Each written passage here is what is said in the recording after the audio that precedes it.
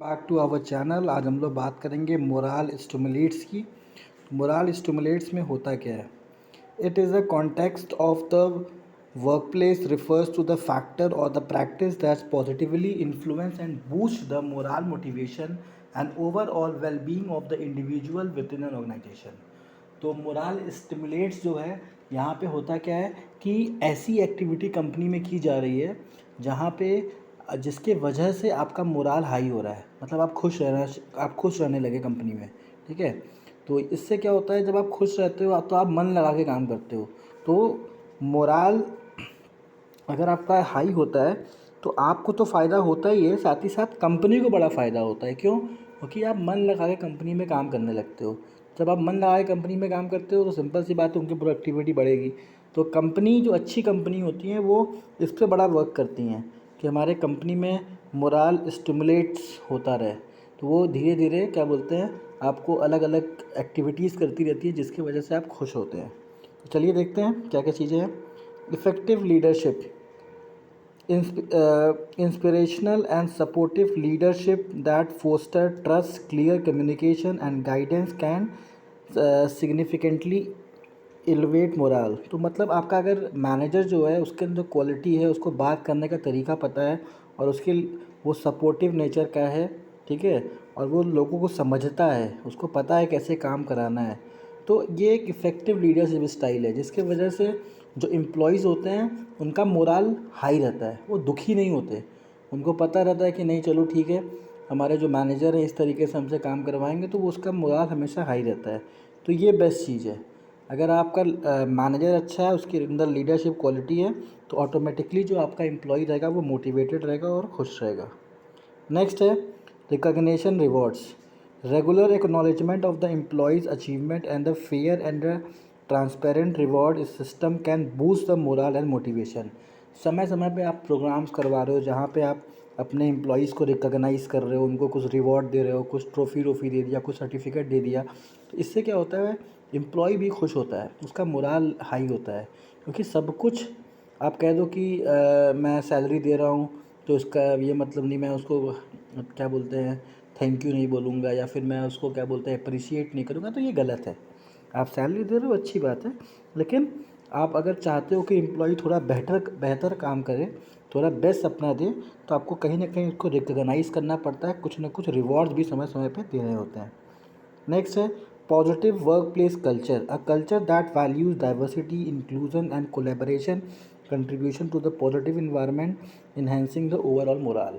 अब कंपनी में अगर आपके टीम बिल्डिंग चल रही है, लोग टीम जो बना जिसकी टीम है, टीम के अंदर लोग एक दूसरे की हेल्प कर रहे हैं, तो ये एक पॉजिटिव कल्चर का साइन है। और एक ऐसी टीम है जिसके अंदर लोग आपस में ही लड़ रहे हैं, एक दूसरे की टांग खींच रहे हैं, तो वो एक नेगेटिव कल्चर दिखाई देता है।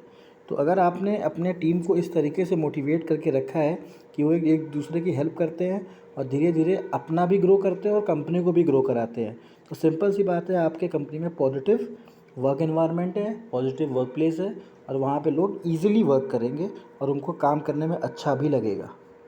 नेक्स्ट है professional development and opportunities, offering training program, skill development opportunities for the career advancement can stimulate and motivation and morale। इसका मतलब क्या हुआ कि आपको समय समय पे प्रोग्राम्स कराए जा रहे हैं, समय समय पे प्रोफेशनल प्रोग्राम्स करा रहे हैं, नई चीज़ें आप अपने एम्प्लॉयज़ को सिखा रहे हैं, ठीक है, तो एम्प्लॉय भी मोटिवेट होता है कि चलो यहाँ पे हम हैं तो कुछ नया भी सीख रहे हैं, अपना काम तो कर ही रहे हैं, कुछ नया भी सीख रहे हैं, तो उसको डेवलपमेंट वाली फीलिंग आने लगती है। तो जब डेवलपमेंट वाली फीलिंग एम्प्लॉय के अंदर आती है तो ऑटोमेटिक वो मोटिवेट होता है, उसको पता होता है कि हाँ चलो ठीक है, ये कंपनी अच्छी है, यहाँ पे रुक के काम किया जा सकता है। क्लियर है? तो स्टूडेंट मैं आपको बता दूं, जो मैं आपको ये नोट्स बुक से पढ़ा रहा हूँ, ये book A K. Gupta ISC business studies book by A K. Gupta, इस बुक का नाम है। आप ये बुक अगर आपको चाहिए तो आप अमेज़ॉन पे जाके आप खाली यही लिखना है ISC business studies book by A K. Gupta, और ये बुक आप वहाँ से ख़रीद सकते हैं। तो चलिए नेक्स्ट पॉइंट पढ़ते हैं। Work life balance support, provide flexibility promoting work life balance and respecting personal time contribution to the high morale among the employees. अब वर्क लाइफ बैलेंस का मतलब क्या है कि आप एम्प्लॉय से काम कराइए, लेकिन इस तरीके से काम कराइए कि वो ऑफिस में ही काम करे, उसका वर्क लाइफ बैलेंस रहे। बहुत ज़्यादा हेडेक दे दिया, अब वो जाके घर पे भी लैपटॉप पे काम कर रहा है, ठीक है, तो कहीं ना कहीं वो डिस्टर्ब हो जाएगा। एक दो दिन की बात नहीं, अगर आप रेगुलर इस काम पे अगर आप यही काम करवा रहे हैं तो उसका वर्क लाइफ बैलेंस गड़बड़ हो जाएगा और ऑटोमेटिक फिर उसके अंदर फ्रस्ट्रेशन आ जाएगा। और अगर वर्क लाइफ बैलेंस आपके कंपनी में है, आप उतना ही काम देते हो जितना काम ऑफिस में पूरा हो जाता है, तो इसका मतलब आपका जो एम्प्लॉई है उसका मोरल हमेशा हाई रहेगा। फिर आते हैं next, effective communication. Open and transparent communication channel create a sense of trust and involvement positively impact moral. अब इफेक्टिव कम्युनिकेशन का मतलब क्या हुआ, कोई इम्प्लॉय को कोई प्रॉब्लम है, कोई दिक्कत है, तो उससे इफेक्टिवली बात करिए, उसको टारिए मत, ठीक है। हो सकता है वो टाइम आप बिज़ी हो तो फिर जाके कुछ देर बाद बात कर लीजिए, एक दो दिन बाद बात कर लीजिए, लेकिन किसी को इग्नोर मत करिए, क्योंकि भाई वो आपकी कंपनी में काम कर रहे हो तो प्रॉब्लम तो वो आपके कंपनी का ही लेके आएंगे ना, अपने घर की प्रॉब्लम तो लेके आएंगे नहीं। तो प्लीज़ थोड़ा सा एम्प्लॉय को ध्यान रखेंगे तो एम्प्लॉय आपका पूरा ध्यान रखेगा। तो यही है इफेक्टिव कम्युनिकेशन। कम्युनिकेशन हमेशा टू वे रखिए, खाली बोलिए मत, उनसे भी बुलवाइए, उनसे भी पूछिए कि क्या उनको चाहिए, क्या लग रहा है, ठीक है, करिए अपने मन का, लेकिन एक बार उनसे बात तो करिए, हो सकता है आपको नए आइडियाज़ मिल जाएँ कुछ। नेक्स्ट आते हैं team building and collaboration. Encouraging the teamwork, fostering positive relationship among the team members and creating a supportive work environment stimulate morale। इसका मतलब क्या है कि टीम बिल्डिंग पे काम करिए, कोशिश करिए जो आपकी टीम है वो धीरे धीरे बड़ी हो और थोड़ा थोड़ा इफेक्टिव हो जाए, और लोग कोलेबरेट करके काम करें, मतलब लोग साथ में कोऑर्डिनेट करें। तो उससे होगा क्या, कभी आप किसी काम के लिए बाहर भी गए तो आपकी टीम आपका काम करके रखे रहेगी, ठीक है, उसमें आपको अच्छे एम्प्लॉयज़ मिल जाएंगे, फ्यूचर में उनको आप प्रमोट भी कर सकते हैं। तो टीम बिल्डिंग बहुत इंपॉर्टेंट होता है। अगर आप चाहते हैं कि टीम बिल्डिंग हो तो ये आपके कंपनी के लिए एक पॉजिटिव चीज़ है, और सिंपल सी बात है, ये आपके एम्प्लॉयज़ का जो मोराल है वो बहुत हाई कर देगी। नेक्स्ट आता है fair and inclusive practices. Implementing fair policies, promoting equal opportunities and ensuring